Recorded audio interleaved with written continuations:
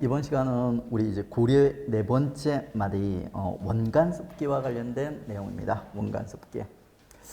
곤문세족기라고도 부르고 뭐 원간습기라고도 부르고 있죠. 이 곤문세족들 별명이 되게 많아요.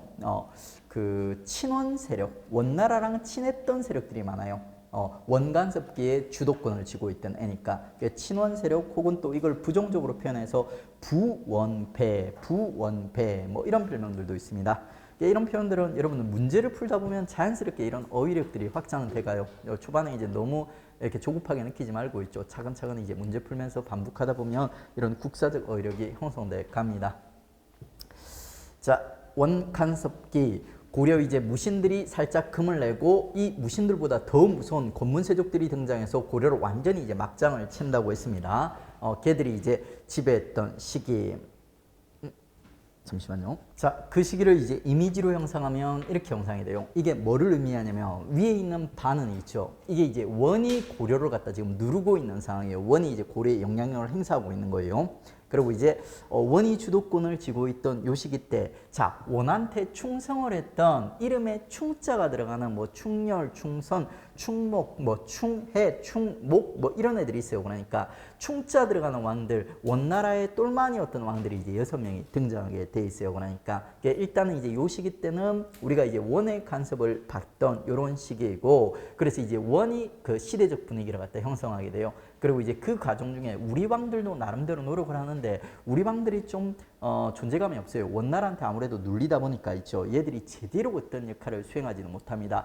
6명의 충장들이 있는데 여기서 여러분은 이제 2명만 잘 살펴보십시오. 가장 첫 번째 충장인 충렬왕과 그 아들인 충선왕, 요 둘을 중심으로 해서 시험 문제가 구성이 돼요. 나머지들은 얘들의 개혁기구 정도만 단순 암기를 해주시면 돼요.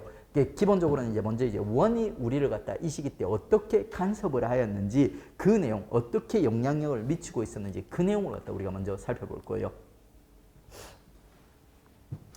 자, 먼저 이제 원의 내정 간섭 중 가장 대표적인 흔적 중 하나가 우리 영토 일부를 빼앗아가는 모습을 보여줘요. 쌍성 총관부, 동령부, 탐라 총관부. 일단 지도에서 위치 한번 확인해 보죠. 자, 쌍성 총관부가 제일 중요해요. 이거 별표해 주세요. 요게 요 일대요. 요 일대. 철령 이북, 화주라고도 부르고요. 그리고 이제 원나라가 이 일대를 갖다 뺏어가 가지고 진해 행정구역을 설치하는데 그게 쌍성총관부예요. 세 가지 키워드 다 전부 시험에 출제되고 있습니다. 워낙 중요한 기구라서.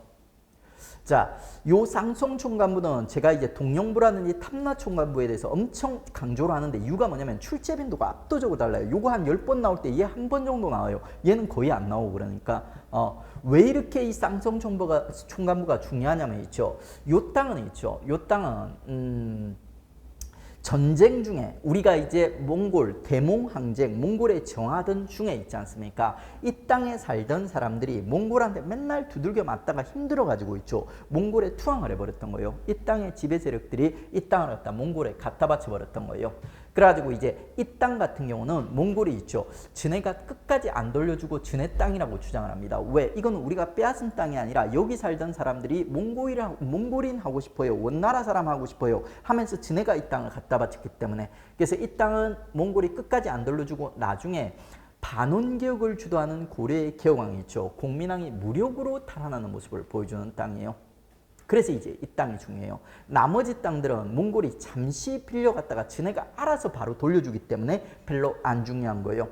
동령부는 있죠. 요게 이제 평양 일대를 얘기하는 거예요. 잠시 빌려갔다가 진해가 이제 첫 번째 충장인 충렬왕 때 알아서 반환해요. 탐라총관부는 제주도 얘기예요. 제주도.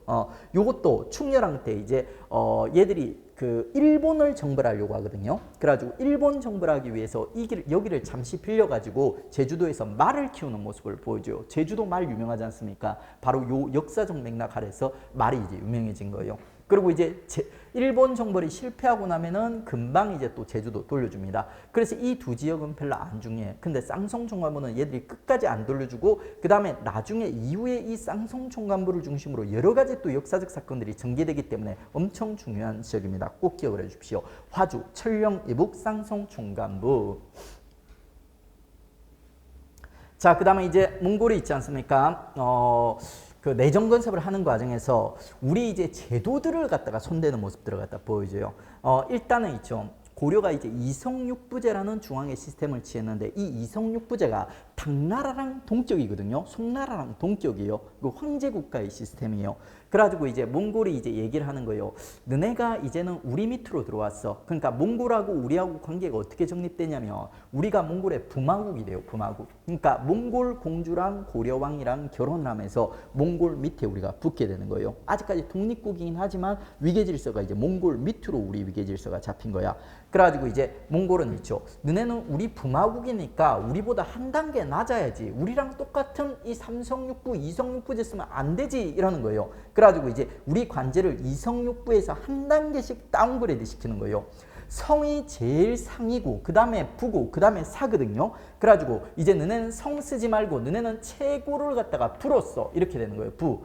그래서 첨의부라는 게 형성되고요. 그 다음에 너네는 부는 부보다 한 단계 아래인 사를 써 해가지고 이제 첨의부 사사체제. 기존의 이성육부라는 성종이 만든 시스템이 있죠. 요거를 갖다 한 단계씩 다운그레이드 시켜서 첨의부 사사체제를 갖다가 쓰게 되는 겁니다. 요런 애들은 지금 암기하지 마세요. 나중에 심화 가서 제가 문제를 통해 가지고 요거 암기를 갖다 시켜드리겠습니다. 일단은 이제 몽골이 이제 원익 간섭하면서 우리 시스템을 갖다 지네보다 한 단계씩 다운그레이드 시키는 모습을 보여줬다. 그 다음에 이제 동노화 제도 있죠. 요거는 두마국 시스템이랑 이제 결합되어 있는 체제예요. 우리의 시스템이랑 비교를 하자면 뭐랑 비슷하냐면 여러분 기인제도, 상수리제도 기억나시죠? 도롭고치산 인질제도예요. 인질제도. 그 인질제도를 몽골이 우리한테 적용을 한 거예요. 우리 왕자들을 갖다가 있죠. 지네 몽골로 잡아가가지고 거기서 어렸을 때 지네한테 충성하도록 교육을 시키는 거예요. 그래가지고 말 잘 듣는 애들이 하나씩 있을 거지 않습니까? 그러면 걔들을 몽골 공주랑 결혼을 시켜가지고 있죠. 고려의 왕으로 이렇게 앉혀주는 거예요. 그게 바로 동노화제도예요. 세자가 원래 영경에 머물다가 왕위에 오르는 제도. 영경이란 곳이 어디냐면 북경이요. 지금 여러분 베이징 북경 알죠? 중국의 수도 베이징 북경 알죠? 그 베이징 북경을 갖다가 영경이라고도 부르고 북경이라고도 부르고 뭐 다양한 명칭으로 불러요. 그러니까 가지고 이제 여기로 이제 데려갔다가 교육시켜서 나중에 왕을 시켜주는 이제 이런 그 기인제도랑 상수리제랑 똑같은 제도.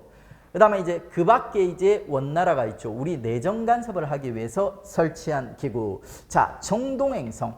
정동행성은 원래 어떻게 설치된 기구냐면 충렬왕이란 첫 번째 충치왕 때 있지 않습니까? 몽골이 이제 고려를 갖다가 완전히 고려에 대한 영향력을 확실히 확보한 다음에 있지 않습니까? 고려 동쪽에 있는 일본을 치려고 했던 거예요. 그래가지고 이제 정벌하다 동쪽. 고려의 동쪽을 정벌하기 위한 기구 해서 정동행성이라는 걸 설치하게 돼요. 근데 이 정동행성 일본 그 충렬왕 때 일본 정벌 고려와 몽골에 있죠. 여몽연합군의 일본 정벌이 두 번이 단행이 되는데 두 번 다 태풍 때문에 실패하게 돼요. 태풍 때문에 일본 애들이 되게 운이 좋았어요. 그러면 이제 원래는 이 정동행성이 필요 없는 거예요. 없어져야 돼 이제는. 그러니까 그런데 몽골이 이 정동행성을 없애지 않고 계속 놔두는 거예요. 놔두면서 뭘로 이용하냐면 내정간섭기구로 이용하는 거예요. 요 정동행성에 소속된 부서 중에 내정간섭을 가장 심하게 했던 부서가 이문서, 정동행성 이문소라는 곳이 있어요. 그게 가장 대표적인 원간섭기의 내정간섭기구라고 보시면 돼요. 정동행성 이문서. 다루가치는 있죠. 뭐라고 해야 되지? 이게 거의 뭐 그러니까 일본 총독이랑 거의 비슷하다고 보시면 돼요. 그러니까 몽골이 이제 고려에 그 간섭을 하기 위해서 있죠. 총독 비슷한 이런 관리를 갖다 고위 관리를 하나 파견한 거예요. 그게 이제 다루가치.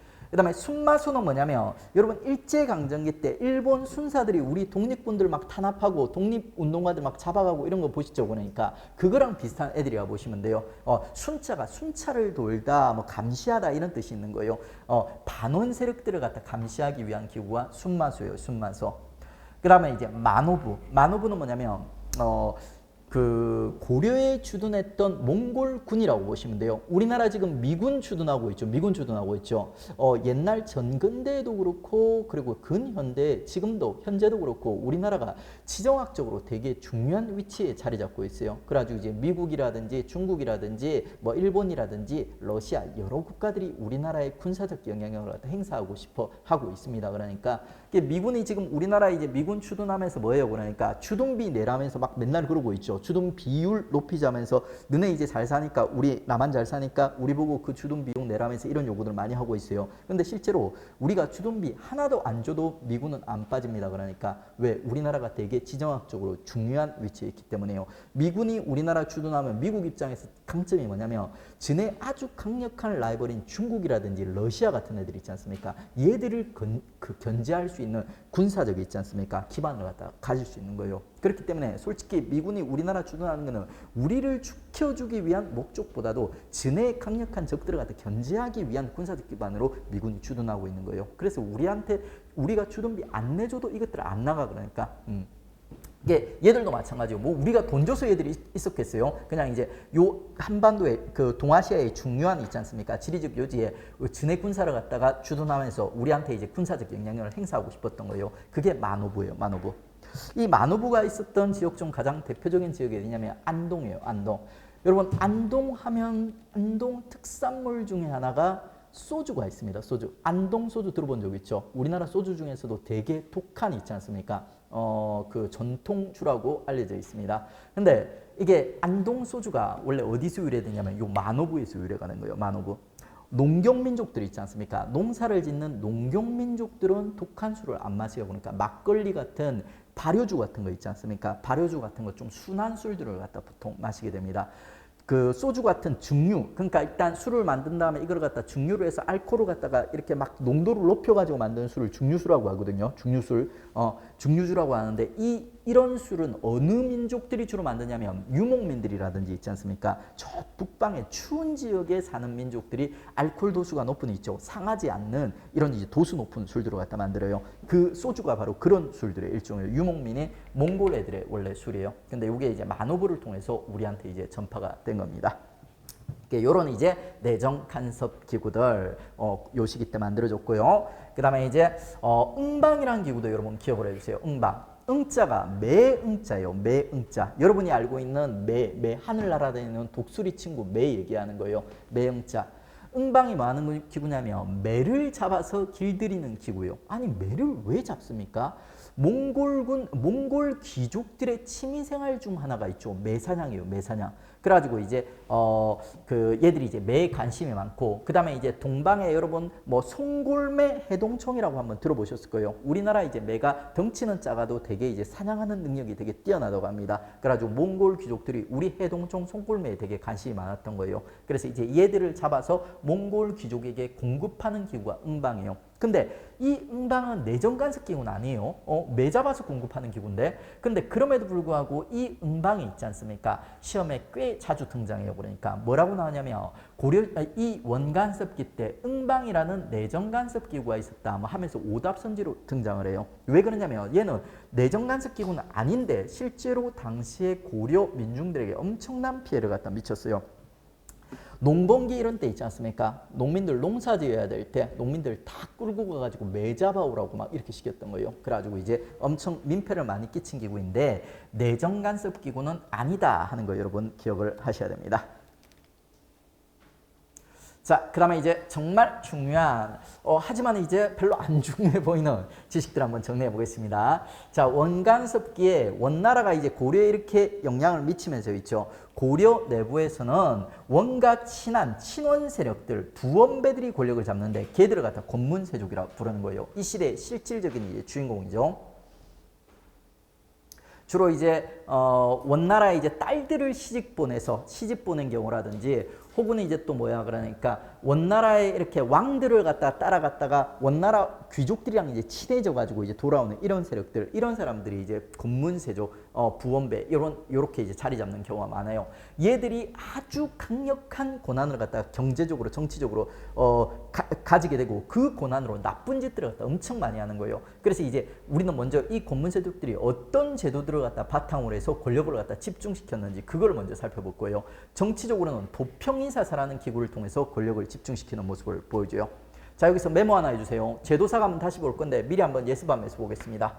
도병마사라고 하나 메모를 해주세요. 도병마사 X. 원래 이 시기 이전에 있죠. 도병마사라는 기구가 있었어요. 도병마사라는 기구.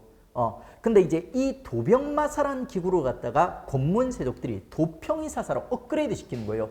도병마사보다도 훨씬 강력한 기구로 만드는 거예요. 그래서 이제 이 기구를 중심으로 해서 권력이 집중이 되고 있죠. 이 기구를 권문세족들이 장악을 하면서 아주 강력한 정치적 권한을 행사하게 되는 거예요. 임을 바탕으로 해가지고 나쁜 짓들을 이것들이 많이 한 거야. 그 다음에 나머지는 별로 안 중요해요. 정방은 이미 무신직공기 때 만들어졌고요. 음서제 이거는 이제 문벌귀족기 때 이미 있었어요. 근데 그런 걸 갖다가 이제 이후 다른 세력들도 그냥 이용을 했다. 이 정도 맥락이에요.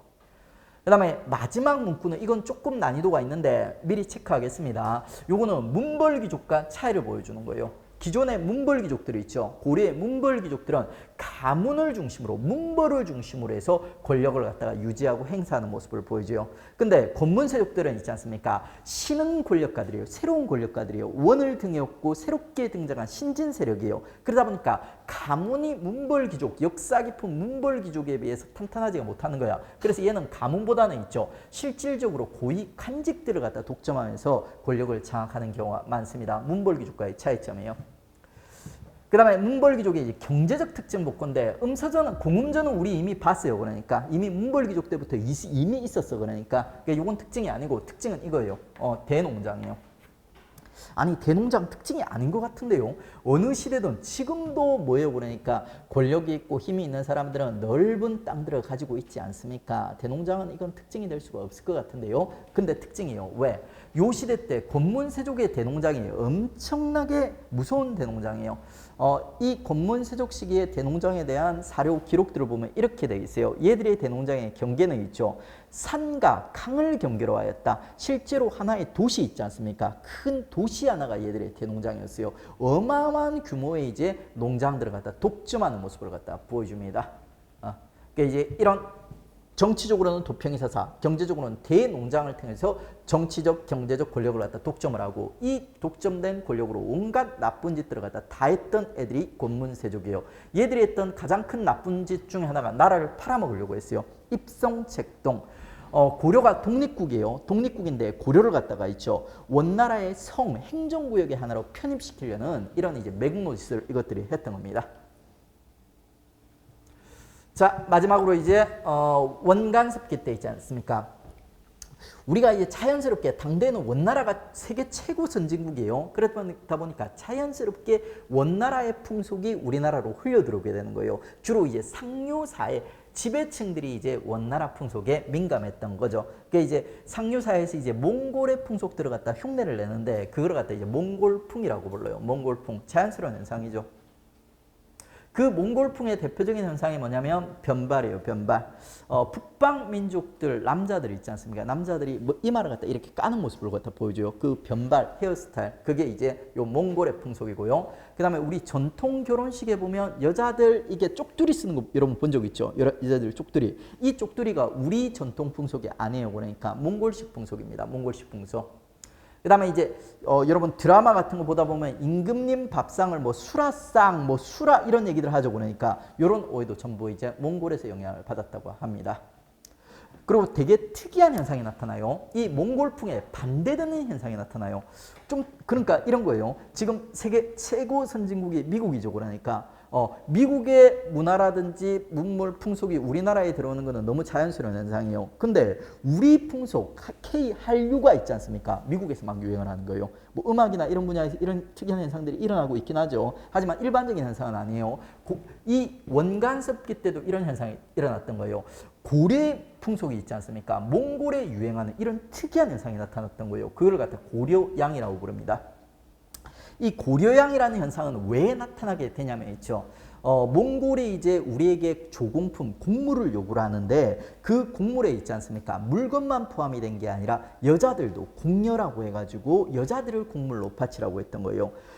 초기에는 있지 않습니까? 충자 왕들 초기 왕 때 막 충녀랑 이런 식의 말도 있죠. 아빠들이 공녀로 딸을 바치기를 엄청 싫어했어요. 그래가지고 이제 이 딸을 공녀로 바치기 싫어가지고 있지 않습니까? 딸들을 갖다 일찍 결혼을 시켜버리는 좋은 풍속이 유행을 할 정도였어요. 근데 이게 시간이 좀 지나지 않습니까? 그럼 바뀌어요. 분위기가 바뀌어요. 왜 그러냐면 몽골의 공녀로 끌려갔던 여자들이 있죠. 여자들이 엄청나게 성공하는 여자들이 등장하는 거예요. 예를 들어서 공녀로 끌려가가지고 있죠. 몽골의 황후가 되는 거예요. 황후가 황제의 부인이 돼가지고 그 다음 때 황제를 낳는 이런 여자까지 등장하는 거예요. 여러분 기왕후 혹시 한번 들어보셨어요? 기왕후? 못 들어봤을 수도 있어요. 예전에 드라마가 엄청 유행했는데 시간이 꽤 오래돼가지고 여러분은 못 보신 분들도 많을 거예요. 기왕후 같이 해가지고 공녀로 끌려가서 몽골의 황후가 돼서 그 다음 때 황제를 낳는 여자까지 등장을 하는 거예요. 그러면 이제 고려에서 있죠. 서로 이제 공녀를 갖다 보내려고 하는 거야. 딸이 이제 원나라 가서 이제 성공을 하게 되면 자기 집안도 같이 성공을 하는 거예요. 공녀 풍서, 결혼 보관. 그러면서 이제 고려의 여자들이 몽골에서 아주 높은 지위로 올라가다 보니까 있지 않습니까? 자연스럽게 몽골 내에서 고려의 풍속들이 역으로 유행하는 이런 특이한 현상들이 나타나게 되는 거예요. 그러니까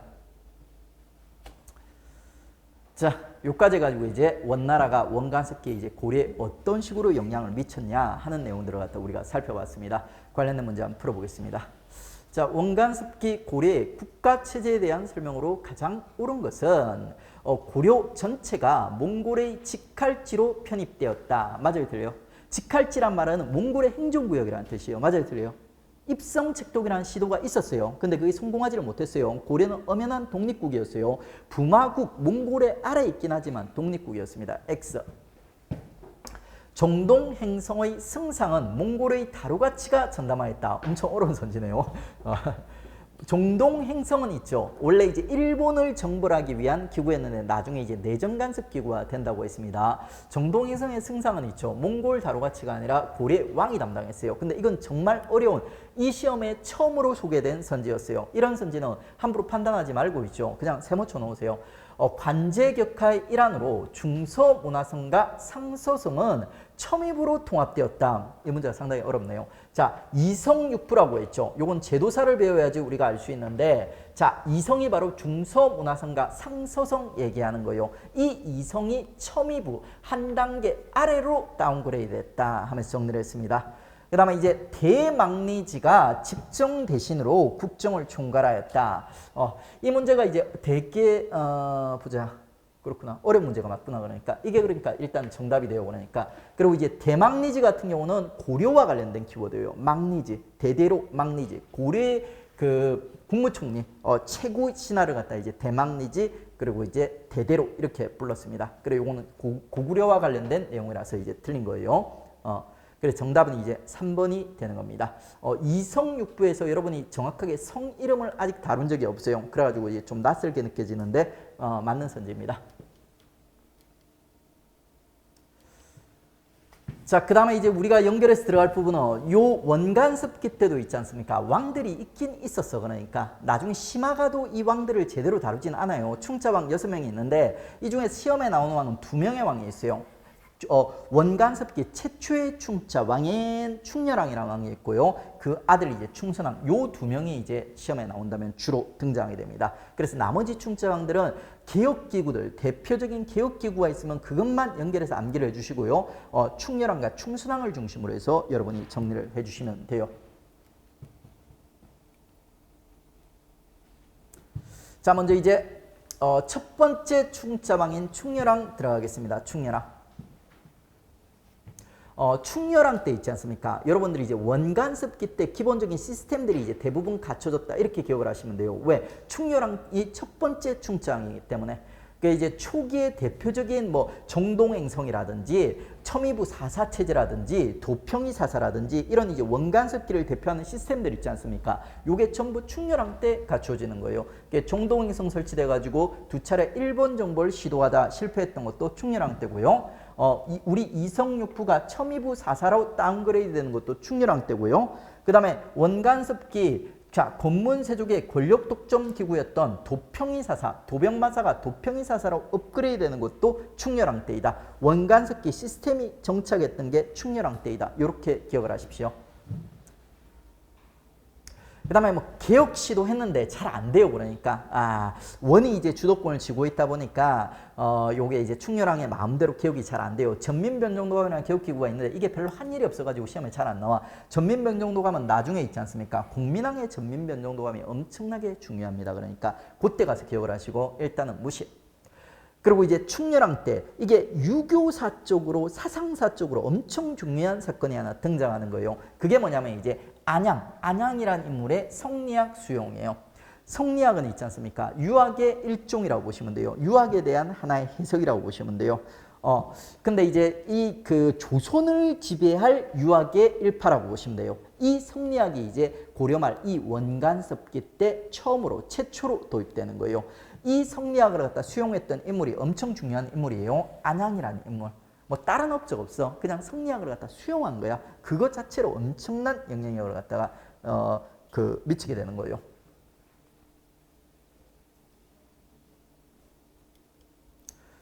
자, 그 다음에 이제 아들 충선왕 들어가겠습니다. 아빠 충렬왕은 있지 않습니까? 아빠 충렬왕은 시험에 나오는 이유가 최초의 이제 충자왕으로서 원간섭기 시스템들이 충렬왕 때 짜여졌기 때문이에요. 그 다음에 아들 충선왕은 왜 시험에 자주 나오냐면 있죠.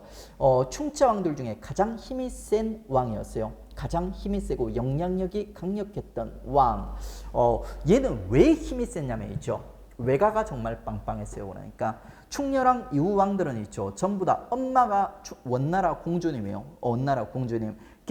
그 충선왕의 엄마 그리고 엄마의 아빠가 있지 않습니까? 원나라의 쿠빌라이 칸이라고 합니다. 여러분 쿠빌라이 칸 이름 들어본 적 있죠? 원나라 왕들 중에서 황제들 중에서 가장 업적이 많고 힘이 셌던 왕이 쿠빌라이 칸이에요. 근데 그 쿠빌라이 칸의 외손자인 거예요. 충선왕이. 할아버지 덕분에 아주 막강한 원나라 내에서도 아주 막강한 권한을 갖다 누리고 있던 게 충선왕이에요. 요 충선왕이 이제 고려의 왕이 되다 보니까 얘는 딸은 있죠. 충자 왕들에 비해서 아주 강력한 권한을 갖다 가지고 있었거든요. 그래서 이제 이 충자 왕 등신 왕들 중에서는 가장 제대로 개혁, 제대로 업적들을 갖다 쌓았던 왕입니다. 그러니까 여기 보면 이제 보기교소라는 게 나오는데 보기교소는 뭐냐면 얘가 아빠인 충렬왕이랑 사이가 딥다 안 좋아요. 아빠인 충렬왕. 아빠 아들 사이인데 실제로 그러니까 부자간의 정이 하나도 없어요. 왜 그러냐면 얘는 그 동노아 제도에 의해서 어렸을 때부터 저 원나라 수도에서 자랐던 거예요. 얘가 나중에 고려로 돌아와가지고 처음 아빠를 보면서 하는 얘기가 뭐냐면 있죠. 무릎을 꿇고 나를 맞으라 이렇게 얘기해요. 아빠 충렬왕 보고. 왜? 너는 찌질한 고려왕, 나는 원나라의 위대한 황족. 이러면서.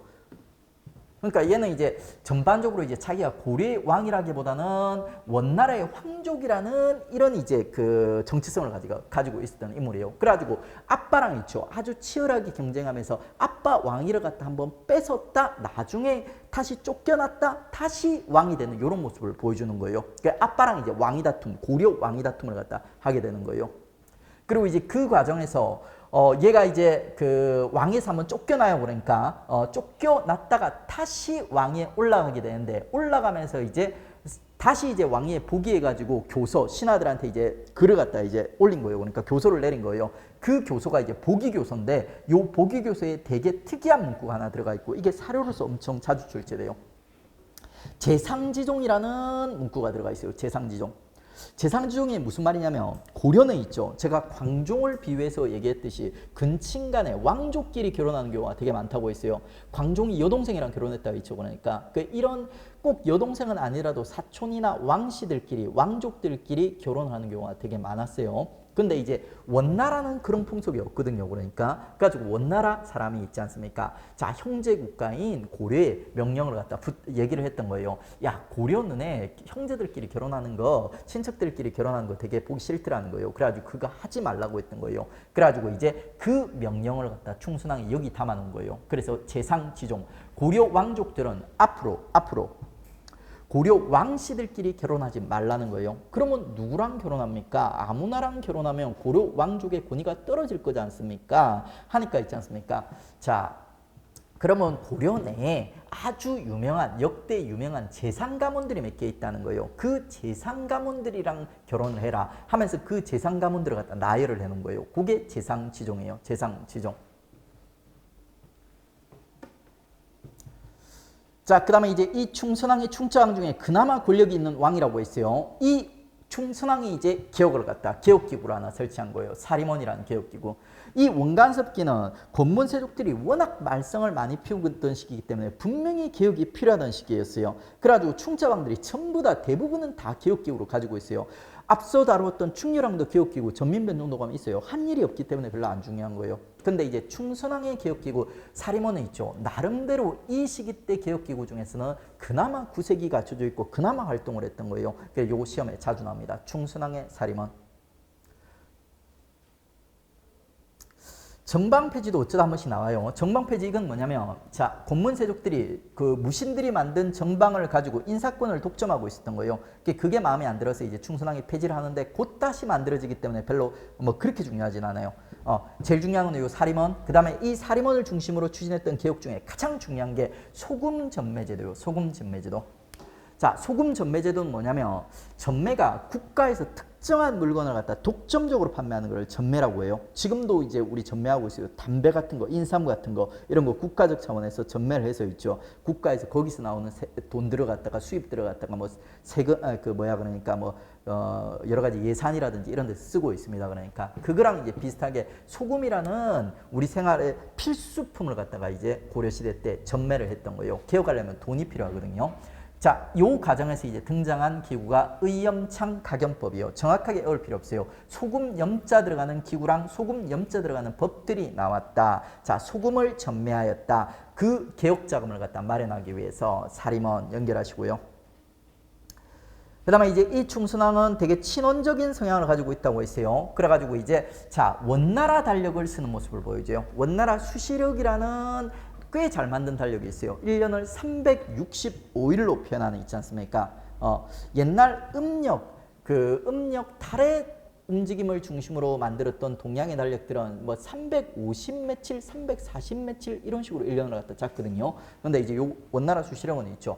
1년을 이제 오늘날 우리가 쓰는 달력과 거의 비슷하게 365일로 잡은 달력인 거예요. 우수한 달력이죠. 요 달력을 갖다가 이제 고려가 이제 쓰는 모습을 갖다 보여줍니다. 뭐 최초는 충렬왕 이런 거 무시하세요. 그 다음에 이제 요 충선왕이 있죠. 퇴위 후에 얘는 원에 대한 애착이 강해요. 그러니까 얘는 고려왕이라기보다는 스스로 이제 원나라 황족이라는 생각이 강해요. 그렇기 때문에 퇴위 후에 영경 바로 북경 얘기하는 거예요. 북경 원나라 수도에서 말년을 보내는 모습을 보여줘요. 실제로는 왕이었던 통치 기구 내에서도 고려에 있었던 적이 거의 없어요. 그러니까 원나라에 지냅니다. 그러다 보니까 당연히 퇴위 후에도 원나라 지내는 거죠. 그런데 얘가 이제 퇴위 후에 영경에 지내면서도 있죠. 고려에 도움이 되는 행동을 하나 했던 거예요. 그게 뭐냐면 망권당이에요. 망권당. 자, 이 망권당은 뭐를 했길래 뭐 하는 기구였기 때문에 고려의 역사에 도움이 됐냐면 자, 이 충선왕이 그 쿠빌라이 칸의 외손자로서 원나라 내에서도 엄청난 권력을 누리고 있었어요. 원나라 거의 국무총리급 있지 않습니까? 황제는 아니지만 신하들 중에서 가장 높은 그러니까 서열 황족들까지 해도 서열 막 3위, 4위 할 정도로 엄청난 영향력을 행사하고 있었던 거예요. 이런 이제 강력한 원나라에서 영향력을 행사하던 충선왕이 있지 않습니까? 독서 연구회를 갖다 연구해요. 독서 연구회. 평범한 사람들이 독서 연구회 하면 평범한 사람들이 모이겠죠. 근데 그 원나라 내에서 서열 한 3위, 4위 하는 이런 이제 충선왕이 있지 않습니까? 자, 독서 연구를 원나라에 열었어요. 그럼 이제 아무 나오는 게 아니라 있죠. 원나라의 최고 석학들, 최고 학문적 이렇게 그러니까 권위자들 이런 사람들이 참여하는 거예요. 그게 바로 망권당이야. 근데 이 망권당의 충선왕이 있지 않습니까? 고려의 똘똘한 엘리트들을 갖다 데려가서 교육을 시켰던 거예요. 그 대표적인 인물이 이재현이라는 인물이 있고 있죠. 요 이재현에서 뻗어나와가지고 있지 않습니까? 고려의 성리학자들이 형성되게 돼요. 고려 성리학에 영향을 준 인물로서 이재현이라는 인물이 충선왕에게 이제 충선왕 따라서 이제 망권당 가서 한 수 배우고 왔다. 요거 꼭 기억을 해주셔야 돼요. 중요한 인물이고 중요한 기구입니다. 자, 이 충순왕이 이름에 시읒이 들어가죠. 그러니까 시읒이 들어가죠. 그 충순왕과 관련된 핵심 키워드들의 시읒자가 들어가는 게 되게 많아요. 그러니까 지금 보면 재상지종 시읒자 들어가죠. 그 다음에 사림원, 그 다음에 소금정매제도, 그 다음에 수시령. 딱 하나 이제 시읒자가 안 들어가는 중요한 키워드가 뭐냐면 망권당이에요. 그러니까 망권당만 빼고 있죠. 나머지는 충순왕 시읒 이렇게 연결이 된다 하면서 좀 구별을 갖다 해주십시오. 그 다음에 중조사건 안 중요한데 막 이거 물어보는 학생들이 있어요. 요 시기 때는 원나라가 고려 왕위를 갖다 결정을 하는 거예요. 그래가지고 원나라한테 잘 보이면 있지 않습니까? 왕이 바뀔 수가 있는 거예요. 이게 아빠 아들끼리 막 왕위를 빼앗고 뺏는 이런 사건들이 등장해요. 충렬왕 충순왕 사이에도 이런 사건이 있었어요. 그런 사건을 갖다 중조사건이라는 거예요. 원래 정상적인 국가에서는 이런 일들이 일어날 수 없죠. 그러니까 왜 아빠가 아들한테 왕위를 물려주니까. 그런데 이제 원간섭기다 보니까 이런 특이한 있죠. 충렬왕과 충순왕 사이처럼 왕위를 갖다가 이제 빼앗고 뺏는 이런 모습들이 등장하기도 합니다. 자, 그리고 이제 이 충렬왕, 충순왕 말고도 충차왕들이 이제 그 총 6명이 있어요. 총 6명이 있어요. 나머지 왕들은 개혁기구만 확실히 개혁을 하세요. 개혁기구. 충수광의 찰리변이도감이 있죠. 그 다음에 충무광의 정치도감. 그리고 나중에 심하라고 하면 충양 편민조례추변도감. 요 정도까지만 연결을 갖다 해주시면 돼요. 깊이 들어가지 말고 찰리변이도감이 뭐하는 기구였다 하면 자세히 몰라도 돼요. 그냥 개혁기구 이 정도로만 보시면 돼요. 자, 요 두 개는 암기를 해쳐 보니까 시읒이 돼서 충선왕, 사림은 중요하다고 했고요. 이거는 시험에 잘 안 나온다고 했습니다. 그 다음에 이제 충수광과 찰리변이도감을 연결해야 돼요. 간단하게 연결하는 암기 팁이 뭐냐면, 자, 쑥떡은 찰지다. 충수광이죠. 쑥떡, 찰지다. 찰리변이도감. 이렇게 연결하세요. 뭐 정확하게 이름을 암기할 필요 없이 얘들끼리 구별하는 문제가 나오기 때문에 쑥떡은 찰지다. 이렇게 구별하면 문제를 풀 수가 있어요. 그 다음에 이 충무강 그리고 정치도감을 갖다 연결해야 돼요. 연결고리를 갖다 만들 때 이렇게 암기를 하십시오. 한자로 나무 목자를 이렇게 씁니다. 나무 목자예요. 동양에서는 나무에 대한 이미지가 있죠. 인식이 아주 올곧고 바르다 이런 이미지예요. 그래서 한자로 나무를 쓸 때 아주 올곧게 이렇게 글씨를 쓰는 거예요. 그래, 올곧고 바르다, 바를 정자. 자, 나무는 올곧고 바르다, 바를 정사에서 목자랑 정자를 연결하십시오. 충무광, 정치, 도감 이렇게 연결해 주십시오. 얘들끼리 구별하는 문제들이 등장하는 거야. 문제 풀어보겠습니다.